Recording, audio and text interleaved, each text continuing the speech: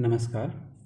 आज हम लोग बात करेंगे हिंदी शिक्षण की विधियाँ, अर्थात हिंदी को कैसे पढ़ाया जाए, इसको पढ़ाने की कौन कौन सी विधियाँ हैं, किस विधि के माध्यम से हम हिंदी भाषा का शिक्षण कक्षाओं में या विद्यालयों में करते हैं, उसकी बात हम इस वीडियो में करेंगे। तो जो सबसे पहली विधि आती है वो है कहानी कथन विधि। नाम से ही स्पष्ट हो रहा है, कहानी कथन। कहानी कथन से क्या तात्पर्य है? कहानी कहना या कहानी सुनाना।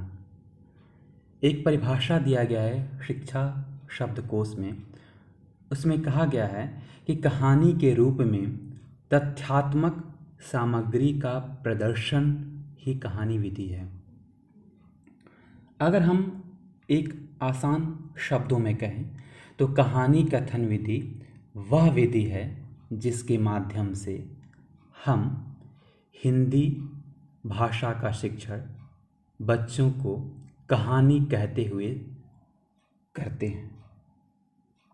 तो वो है कहानी कथन विधि। अब अगर हम बात करें कि कैसे करते हैं कहानी कथन, यानी कि कहानी कथन विधि को हम कैसे कक्षा में लागू करते हैं या कक्षा में कैसे हम इस विधि का प्रयोग करते हुए पढ़ाते हैं, तो हम बात करते हैं कहानी कथन विधि की प्रक्रिया।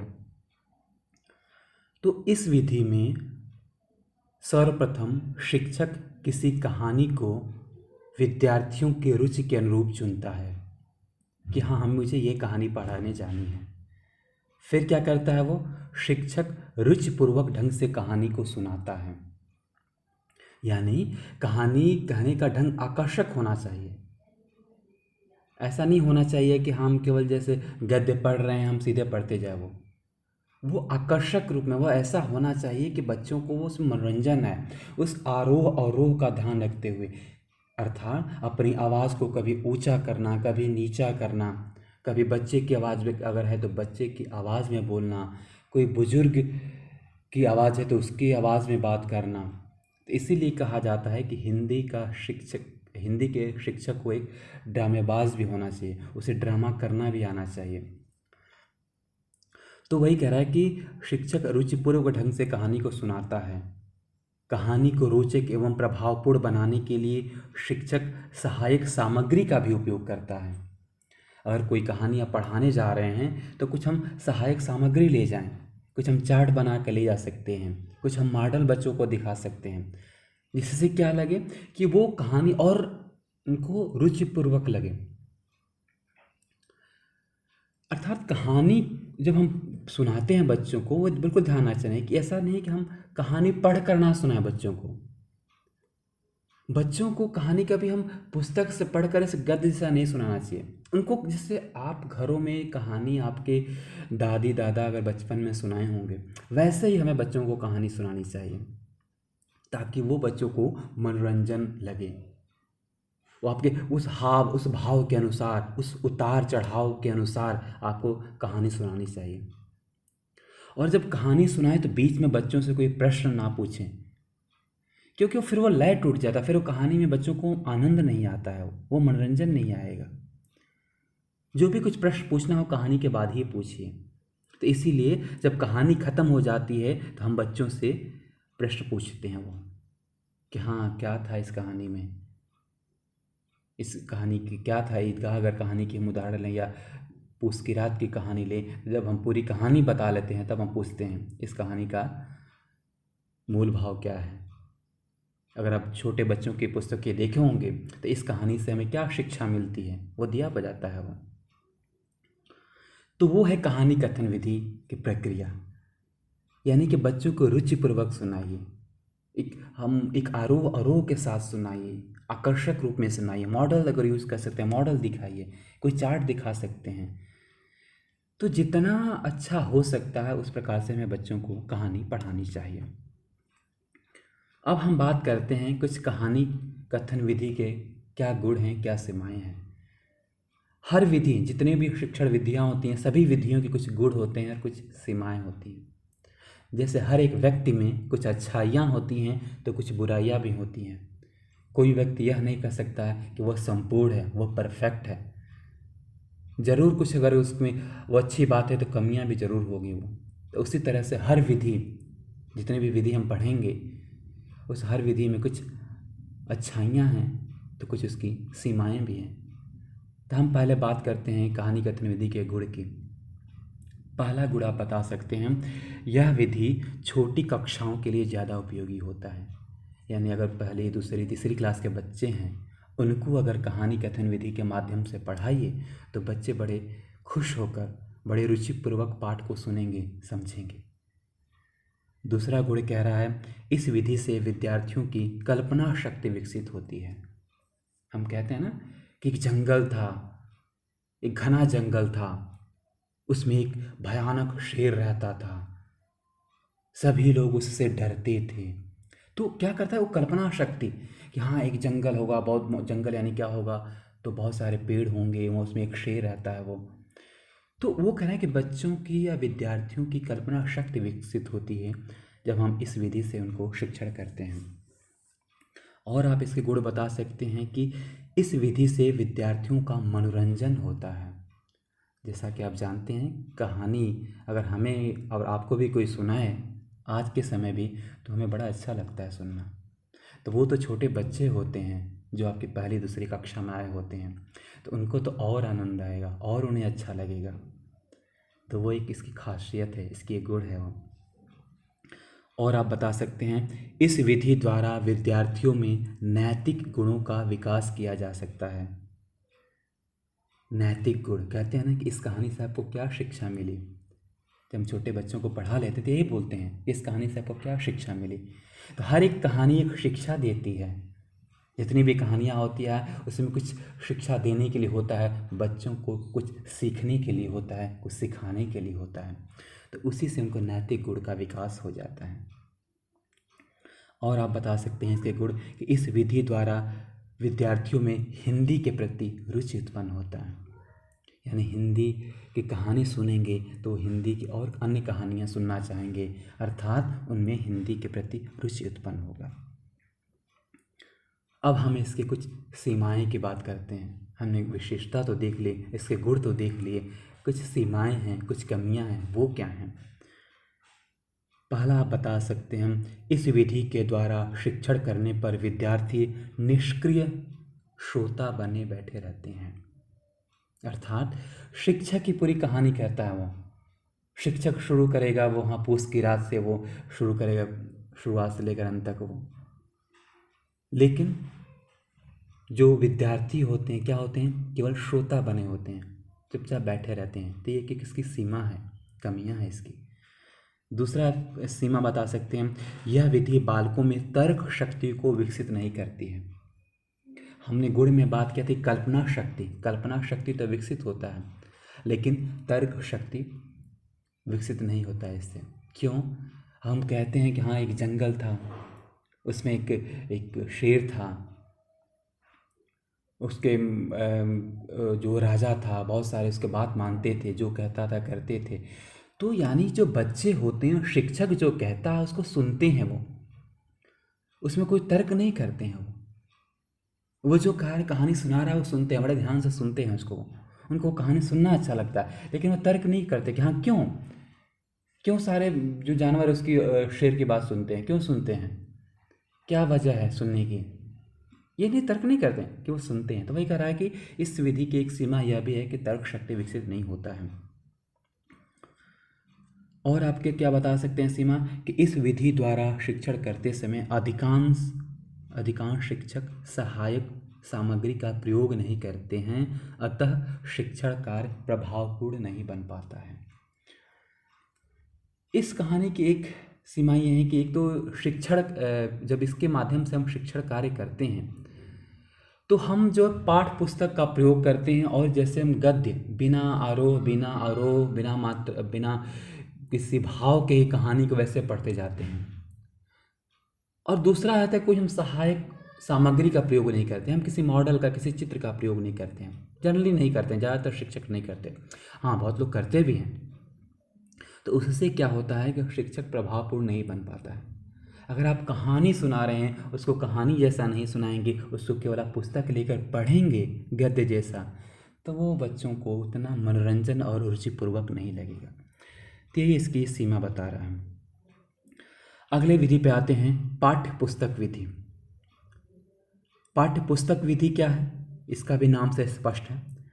पाठ्य पुस्तक विधि को उस शिक्षण प्रक्रिया के रूप में परिभाषित किया जा सकता है जिसमें पाठ्य पुस्तक पर अधिकार प्राप्त करना तत्कालिक ध्येय होता है।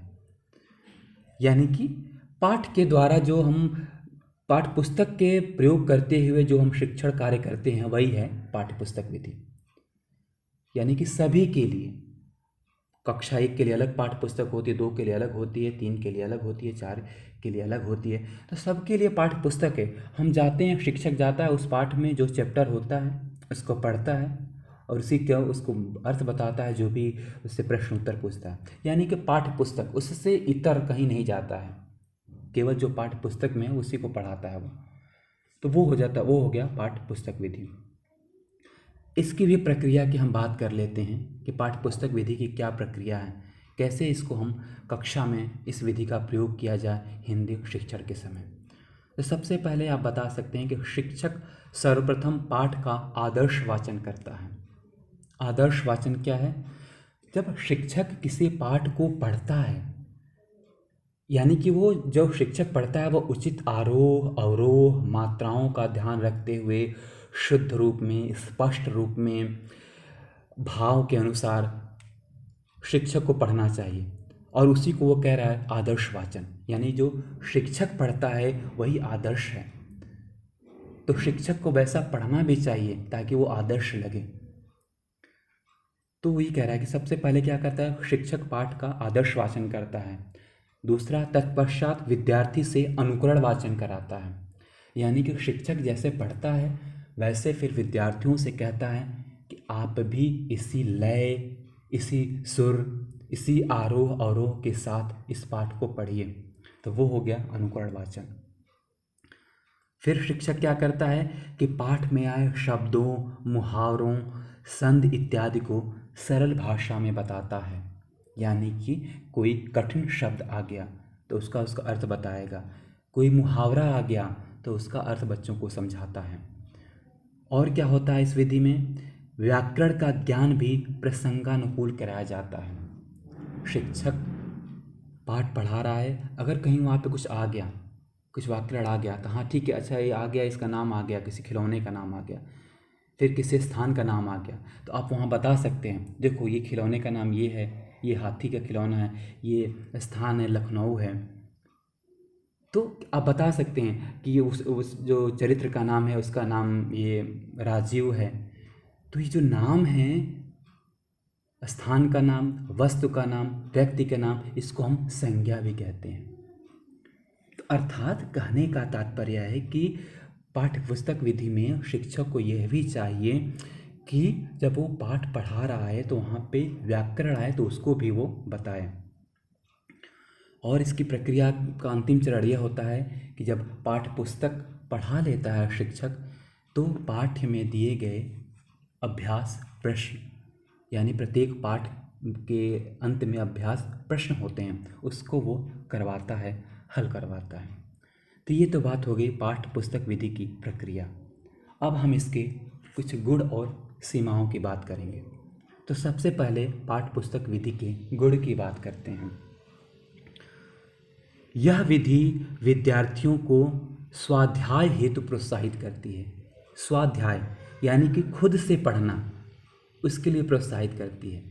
कहानी कथन विधि में आप स्वाध्याय नहीं कर सकते, खुद से नहीं पढ़ सकते, लेकिन आपके पास पाठ्य पुस्तक होगा तो आप घर पे भी आके पढ़ सकते हैं, विद्यालय में भी किसी खाली पीरियड में आप पढ़ सकते हैं। तो वही कह रहा है कि यह विधि विद्यार्थियों को स्वाध्याय हेतु प्रोत्साहित करती है। अगला गुण है, यह विधि विद्यार्थियों को अभ्यास कार्य हेतु पर्याप्त अवसर प्रदान करती है। अर्थात जो भी उस पाठ्य पुस्तक में अभ्यास कार्य होते हैं, जो भी प्रश्न उत्तर होते हैं, उसके लिए अवसर प्रदान करती है। आप कक्षा में कर सकते हैं, आप घर पे भी आकर उसको कर सकते हैं। अगला गुण बता सकते हैं आप कि इस विधि द्वारा प्राप्त ज्ञान क्रमिक एवं स्थायी होता है। क्रमिक एवं स्थायी कैसे होता है? हाँ, आपको पता है कि पहले आपको ये चैप्टर पढ़ना है, दूसरा चैप्टर ये है, तीसरा चैप्टर ये है, तो वो एक क्रम में बना हुआ है। और स्थायी इसलिए हो जाता है क्योंकि आपने वो चैप्टर अभी पढ़ा विद्यालय में, घर जाकर भी पढ़ सकते हैं, एक हफ्ते बाद पढ़ सकते हैं, आपको एक महीने बाद दोबारा उस चैप्टर को पढ़ सकते हैं, क्योंकि वो आपके पाठ्य पुस्तक में दिया हुआ है। कहानी कथन विधि में ऐसा नहीं हो सकता, क्योंकि उसमें तो शिक्षक ही केवल आपको सुना रहा है। तो इसलिए कह रहा है कि वो स्थायी हो जाता है, यानी कि कई बार उस पाठ को पढ़ेंगे तो वो ज्ञान आपको स्थायी हो जाएगा। और एक इसके गुण यह है कि यह विधि उच्च स्तर की कक्षा हेतु विशेष उपयोगी होता है। जैसे हमने कहानी कथन विधि कहा कि वो निम्न स्तर के कक्षाओं के लिए ज़्यादा उपयोगी है, उसी तरह से पाठ्य पुस्तक विधि उच्च स्तर के कक्षाओं हेतु विशेष उपयोगी होता है। अब इसकी कुछ हम सीमाओं की बात कर लें। यह विधि पुस्तकीय ज्ञान पर बल देता है, अर्थात जो पुस्तक में रहता है केवल हमें उतना ही पढ़ना होता है, हम कहीं आगे इधर और उधर नहीं पढ़ते हैं। जो पुस्तक में रहता है उसको ही हम पढ़ते हैं। वो तो इससे क्या होता है कि हमारे में रटने की प्रवृत्ति बढ़ जाती है। तो दूसरा सीमा आप यही बता सकते हैं कि विद्यार्थियों के अंतर्गत रटने की प्रवृत्ति बढ़ती है। आपको पता है कि हाँ इसी से प्रश्न आने हैं, आपको पता है कि यही पढ़ना है, तो विद्यार्थी को समझ में नहीं आता है फिर भी उसको रटने लगते हैं, तो वो रटने की प्रवृत्ति पाठ्यपुस्तक विधि बढ़ाती है। अगला आप बता सकते हैं कि विद्यार्थी पाठ्य पुस्तक को बिना समझे पढ़ते जाते हैं, अतः उनमें विषय वस्तु का सम्यक ज्ञान नहीं हो पाता है। यानी कि जो भी पाठ्य पुस्तक में दिया हुआ है, चाहे वो प्रश्न उत्तर हो, चाहे कोई परिभाषा हो, हम इसको पढ़ लेते हैं, रट लेते हैं वो, लेकिन हम समझते नहीं हैं कि क्या है, उसका मतलब क्या है, क्या अर्थ है, कहना क्या चाह रहा है वो। हमें लगता है कि ठीक है ये एग्ज़ाम में आएगा, इसको रट लो, तो हम वो रट लेते हैं लेकिन समझते नहीं हैं वो। तो ये इसकी कुछ सीमाएं हो गई। अब आते हैं तीसरे विधि पे, व्याख्या विधि। व्याख्या विधि क्या है? व्याख्या विधि वह माध्यम है जिसमें विषय वस्तु के कठिन अंशों को सरल भाषा में विद्यार्थियों के मानसिक स्तर के अनुकूल गहराई के साथ विश्लेषण करके इस प्रकार समझाया जाता है जिससे कि विषय वस्तु उन्हें अधिक स्पष्ट, सुगम तथा बोधगम्य लगे। ये है व्याख्या विधि। यानी कि जो भी हम विषय या जो भी हम पाठ पढ़ा रहे हैं, विद्यार्थियों को इस तरह से पढ़ाएं, उनके मानसिक स्तर से इस तरह से हम उन्हें व्याख्या करें, उन्हें हम विश्लेषण करें, उदाहरण दें, ताकि वो बच्चों के मानसिक स्तर यानी जिस स्तर के बच्चे हैं उन तक पहुंच सके। आप शिक्षक बनेंगे, आपका स्तर ज़्यादा है एक प्राथमिक स्तर के बच्चों से, लेकिन आपको इस तरह से व्याख्या करना है, इस तरह से उदाहरण देना है ताकि वो पाठ उनके मानसिक स्तर, जो प्राथमिक स्तर के बच्चे उन तक पहुंच सके वो। तो वही कह रहा व्याख्या विधि। अब हम इस विधि की प्रक्रिया की बात करते हैं।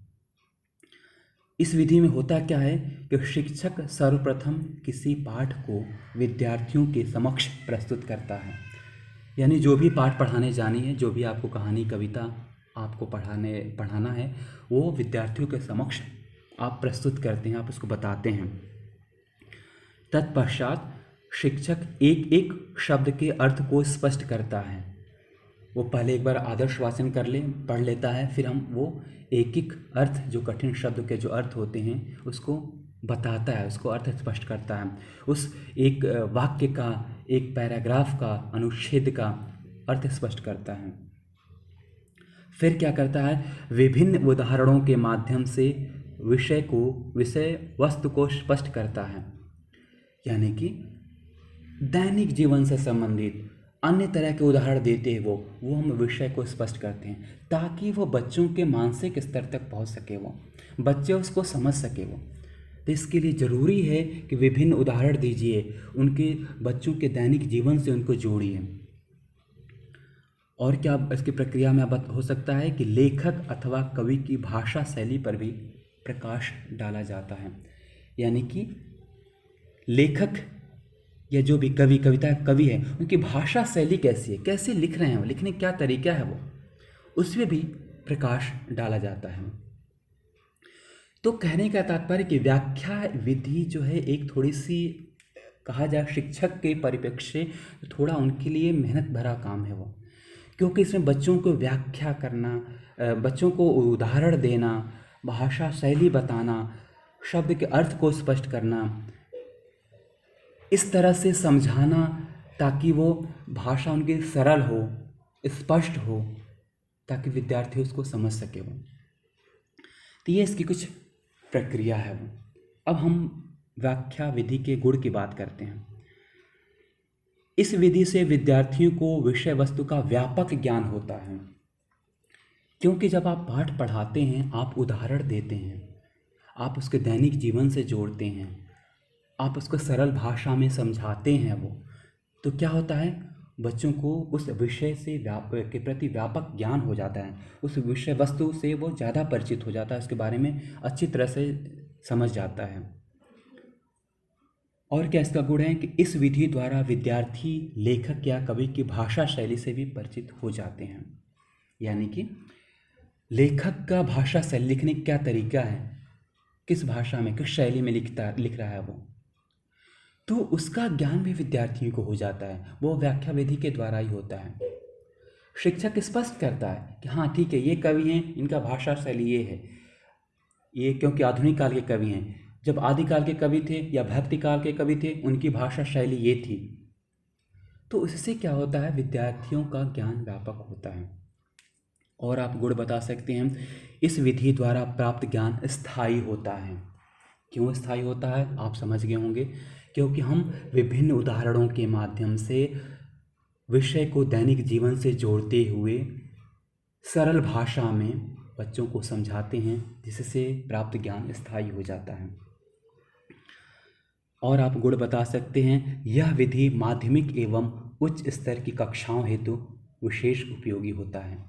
माध्यमिक और उच्च स्तर के विद्यार्थियों के लिए यह व्याख्या विधि ज़्यादा उपयोगी होता है, क्योंकि वो उस टाइम तक उनको तर्क शक्ति भी विकसित हो जाती है, वो सोचने लगते हैं, वो समझने लगते हैं। तो अगर आप उनको दैनिक जीवन से जोड़ें, उदाहरण देते हुए उनको समझाएं, तो वो अच्छी प्रकार से समझ जाएंगे। अब हम इसके कुछ सीमाओं की बात करते हैं। इस विधि में शिक्षक अधिक सक्रिय रहता है तथा विद्यार्थी निष्क्रिय श्रोता बने रहते हैं। यानी कि जब व्याख्या करता है शिक्षक, तो वही ज़्यादा सक्रिय होता है, वही आपको उदाहरण देगा, वही आपके दैनिक जीवन से जोड़ता है वो। तो विद्यार्थियों की सहभागिता उस कक्षा में कम हो जाती है शिक्षक की अपेक्षा। शिक्षक ज़्यादा सक्रिय होते हैं, विद्यार्थी कम सक्रिय होते हैं। दूसरी सीमा आप बता सकते हैं, इस विधि द्वारा शिक्षण कार्य में अधिक समय लगता है। यानी कि अगर हम व्याख्या करते हैं, बच्चों को उदाहरण देते हैं, समझाते हैं, तो समय ज़्यादा लगता है। तो हो सकता है कि जो 40 मिनट का पीरियड है वो आपके लिए कभी कम पड़ने लगे वो। तो वही बात कर रहे, तो वो एक सीमा है इसकी। और आप बता सकते हैं इसकी सीमा की, यह विधि निम्न कक्षाओं हेतु ज़्यादा उपयोगी नहीं होता है। जो निम्न स्तर की कक्षाएं हैं, खासतौर से पहली, दूसरी, तीसरी, चौथी की बात करें, तो उनके लिए ज़्यादा उपयोगी नहीं होता है, क्योंकि अभी उस स्तर तक बच्चों का वो तर्क करने की क्षमता विकसित नहीं हुई होती है, वो व्यापक ज्ञान उनमें विकसित नहीं होता है जो आपके उदाहरण और भाषा शैली को समझ सके वो। तो ये इसकी सीमाएं हैं कुछ। तो आज हम इन 3 विधियों की बात किए हैं। हमने बात किया किस विधि की, कहानी कथन विधि की बात की हमने, पाठ्य पुस्तक विधि की बात की, व्याख्या विधि की बात की। तीनों विधियों के हमने गुण देखे, क्या गुण हैं, क्या सीमाएं हैं। हमने ये भी देखा कि हर विधि को, यानी कि कहानी कथन विधि को कैसे कक्षा में लागू किया जाए, पाठ्य पुस्तक विधि को कैसे कक्षा में लागू किया जाए, व्याख्या विधि को कैसे कक्षा में लागू किया जाए। तो यानी कि सबकी प्रक्रिया की हमने बात की। तो आज हम केवल 3 विधियों की ही चर्चा करते हैं। आज इतना ही रहने देते हैं, बाकी अगली कक्षाओं में हम और विधियों की चर्चा करेंगे। उम्मीद है आपको ये चीज़ें समझ में आई होगी। धन्यवाद।